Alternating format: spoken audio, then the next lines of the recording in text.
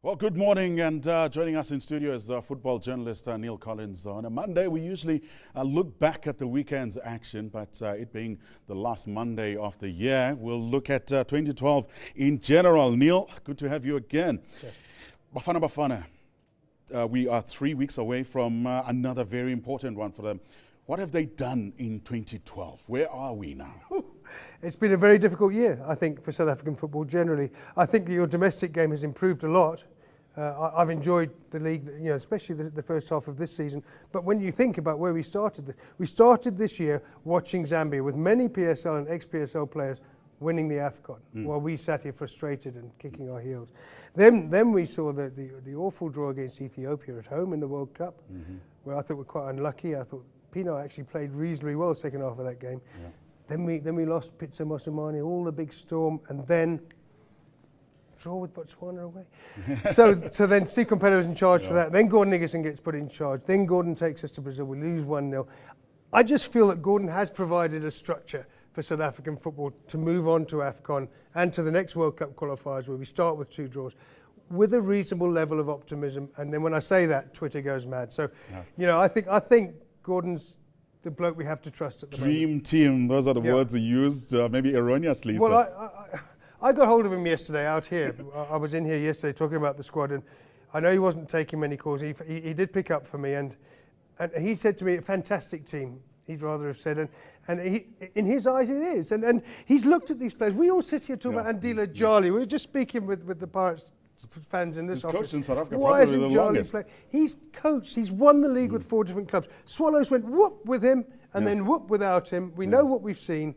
I believe that Gordon Iggeson's choices, not to pick Andile Jali, not to pick Teko Modise, going into this AFCON are the right choices, only because Gordon knows his game. Gordon has camped with these guys the last week.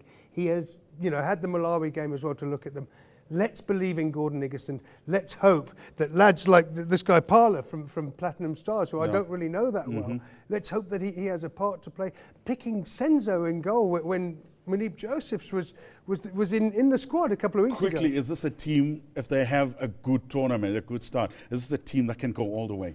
I think it is. And when you consider where we were at the start of this year, yes, I think that we can get semi-finals at least. And on the 10th of February, we could easily be at Soccer City or FMB or National Stadium in that final, God willing. Well, we are looking back at 2012 in football, and one of the biggest events was looking at Spain. Everybody was talking about the Netherlands, Italy, Euro 2012, and Spain said, we are still here. I have a terrible problem because I'm not a great fan of Spanish football. I think they're absolutely brilliant technically. I think that they play their tiki-taka, whatever it's called, pop and all that stuff. Well, you're English, you'll hate it. I'm English, and so I like to see 7-3 and 4-3 and 5-2 and people kicking each other. I just watch Spanish football, and I think, number one, it's a one-horse race this season because Real Madrid haven't really come to the party yet.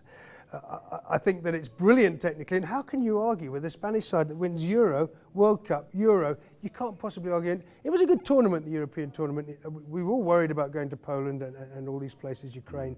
But actually, the Spanish side, brilliant in the end, and Torres coming through at the end to be top scorer despite all the criticism. And very interesting. With Spain, actually, that's where you get those questions answered. What would Barcelona be without Leo Messi?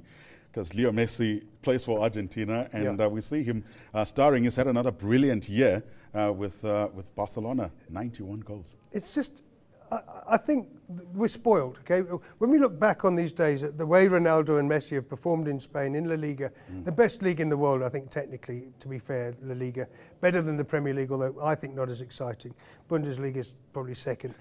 You're then looking at Messi with this brilliant Spanish team around him. Ronaldo with an equally brilliant Real Madrid team around him last season more than this season. And they just pop those goals in. But what Messi's done this year, at the height of 5'7.5", he was only going to be 4'6" before the growth hormone.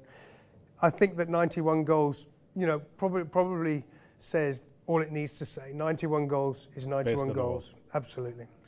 Neal Collins, always a pleasure, and Happy New Year to you. The weather is up next.